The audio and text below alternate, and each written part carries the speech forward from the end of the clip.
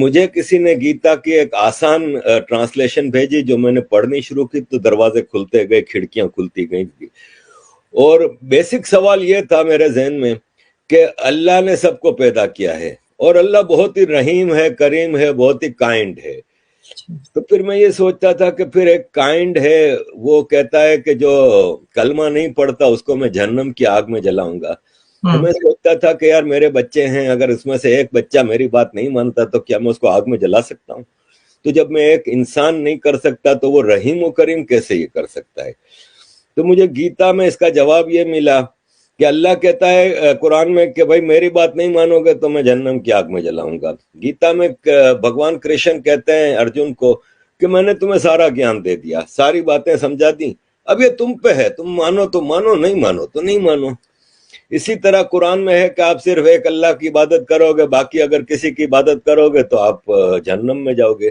گیتا کہ کہیں آپ کو کنفائن نہیں کرتی کہ آپ صرف کرشن جی کی پوجا کرو گے یا آپ گنپتی جی کی. وہ کارما پہ سارا زور ہے کہ اپنے عمل اچھے بناؤ، انسان، جانور، پھل پھول پودے، ہر چیز کا خیال رکھو.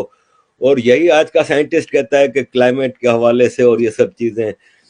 گیتا کہتا ہے کہ نرم صاف ستھری فوڈ کھاؤ، وہی آج کل بایو فوڈ کے اوپر بہت زیادہ زور ہے. تو یہ سارے جوابات مجھے گیتا سے ملنے لگے، اور پھر مجھے ایک خوبصورت دھرم سے انٹروڈکشن ہوا جس میں سارے انکلوسیو فیسٹیولز ہیں کہ آپ سارے فیسٹیولز، ایک تو فیسٹیولز کا دھرم ہے، اس میں کہیں کوئی مار کٹائی یہ وہ نہیں ہے، نان وائلنس ہے ٹوٹل.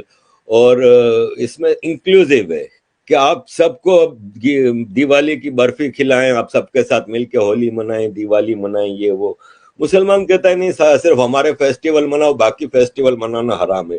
اس طرح کی کئی چیزیں مجھے کئی سیکھ ملی، جس سے مجھے یہ فیل ہوا کہ یہ جو ہندو دھرم ہے نا، سناتن فلسفی، یہ ایسا نہیں ہے جیسے ابراہمک ریلیجن میں ہے کہ ایک آدمی آتا ہے اور کہتا ہے کہ میں جی ہوں پروفٹ، مجھے اللہ نے بھیجا ہے اور مجھے یہ کتاب دی ہے اور یہ آسمان سے اتری ہے اور یہ رولز آف لائف ہیں، یہ آپ نے ہر حالت میں فالو کرنے اور تلوار کے زور پہ. جبکہ سناتن 50,000 سال کے ایولیوشن سے بنا ہے، اور یہ ایک دن میں ایک کتاب میں ایک آدمی نے آ کے نہیں دیا ہے.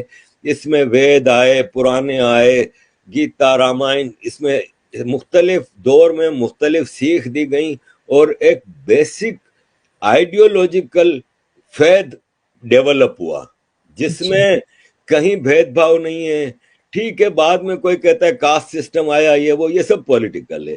اور یہ جب انویڈرز کا زمانہ تھا، اس میں ان چیزوں کو زیادہ ایکسپلوئٹ کیا گیا تاکہ مالائن کیا جائے ہندوازم کو، اور ابراہمک ریلیجن جنہوں نے یہاں پہ انویژن کیے تھے وہ اپنے آپ کو یہاں پہ فیمس کر سکیں یا ایڈجسٹ کر سکیں یا آکیوپائی کر سکیں.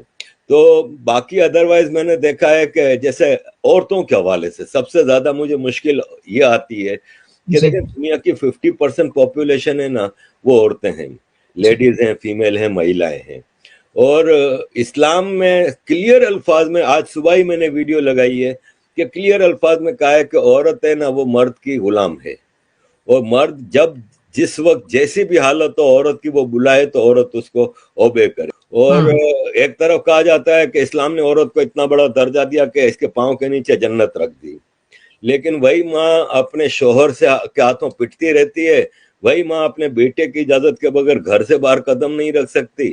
وراثت میں آدھا حصہ، گواہی آدھی. پروفٹ محمد کہتے ہیں کہ میں جب گھوڑے پہ بیٹھ کے اڑ کے آسمان جا رہا تھا اللہ سے ملنے کے لیے تو مجھے جہنم دکھائی گئی، تو میں نے کہا جہنم عورتوں سے بھری ہوئی ہے. ایک عورت نے سوال کیا کہ یا رسول اللہ ایسا کیوں تھا؟ تو بولے اس لیے کہ وہ اپنے شوہر کی بات نہیں مانتی، یعنی غلامی کرو تو تم لوگ تو 50% پاپولیشن کے رائٹس تو ویسے ہی ختم ہو گئے. جبکہ ہندو دھرم میں دیویاں ہیں عورتیں، مسلمانوں میں کوئی دیوی نہیں ہے، لیکن ہندو دھرم میں دیویاں ہیں. کہیں ہم نے ہسٹری میں ایسا نہیں دیکھا کہ بھید بھاؤ ہو کہ عورت کی آدھی وراثت ہے یا آدھا حصہ ہے یا یہ وہ. تو یہ ساری چیزیں تھی جس سے مجھے محسوس ہوا کہ the right path is to follow Gita, no other book. جی بہت اچھی بات ہے، مجھے تو بہت خوشی ہوتی ہے آپ نے اتنا اچھا مطلب گیتا کو سمجھنا، میں بھی بہت لیٹ سمجھی لیکن سمجھے تو پتا چلا کہ کیا تھا ابراہمک ریلیجن اور کیا ہے یہ، اس کے بھید ہی ہمیں پتا چل جاتے ہیں.